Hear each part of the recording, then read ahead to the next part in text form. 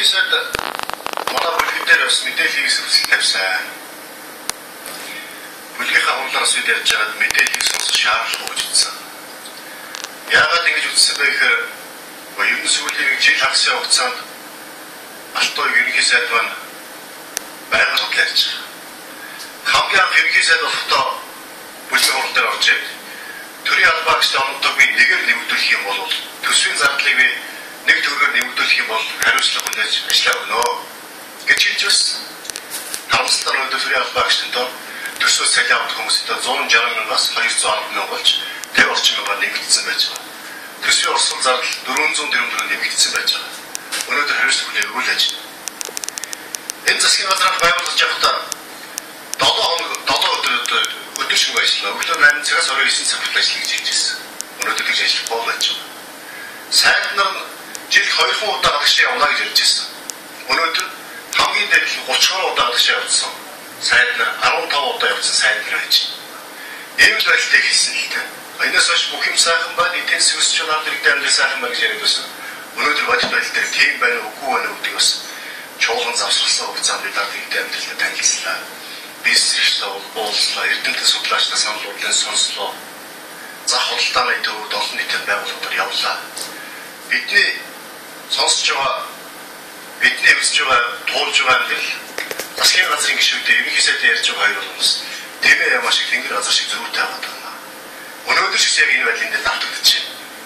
Ийм байдлаар асуудал яваад байгаа учраас Монгол Ардын намын бүлэг тэр худлаа ярьдаг асуудлыг бүлэг дээр сонсох шаардлагагүй гэж үзсэн. Одоо тодорхой тоомд ярьж эдийн засгийн өсөлт байна гэж ярьж байна. Өнгөрсөн онд Монгол улсын эдийн засаг 12 орчмоор өссөн. 12 орчмоор. Яг бодит байдал дээр доллар шилжүүлээд үзэх юм бол Монгол улсын дотоодын нийт бүтээгдэхүүн 12-д 14 доллар байсан бол өнөөдөр машин зэргээр 14 доллар хөврөлж өсөлт байхгүй. За өсөлт байдаг юм аа үзэх юм бол хөдөө аж ахуйн салбартаа тэр дундаа мал аж ахуйн салбартаа өсөлт гарсан. Тэр бол засгийн газрын хийсэн ажил биш ээ. Засгийн ерөнхий сайд хийсэн ажил биш ээ. Хуцугны хийсэн ажил. Хуцугны хийсэн ажил. За баярлал руу мөнгө орсон. Баярлал дээр өсөлт гарсан. Баярлал руу яаж өсөлт орсон бэ? Монгол банкнаас 4 их 80 төгрөг гарч байж, зээл өгч байж өнөөдөр баярлал өсөлт гарсан. Баярлал бол орон сууц болсон борлогдохгүй өнөөдөр байж.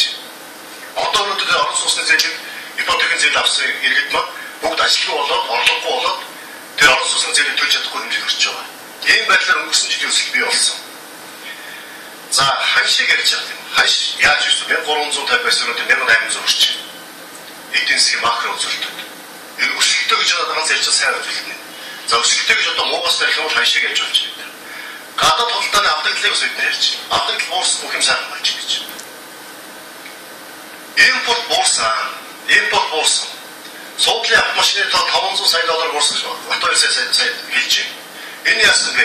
Иргэд орлогогүй болсон, хөрөнгөлөлгүй болсон, суудлын автомашин худалдаж авах нь үтэйг л өнөөдөр идэх хүмүүс их юм уу? Нөгөө гэрээс цатгалан мөр өвтэй амьдрах бололцоо авах болох суудлын автомашин худалдаж авч байгаа болжээ. Үүнээс болж уурсан.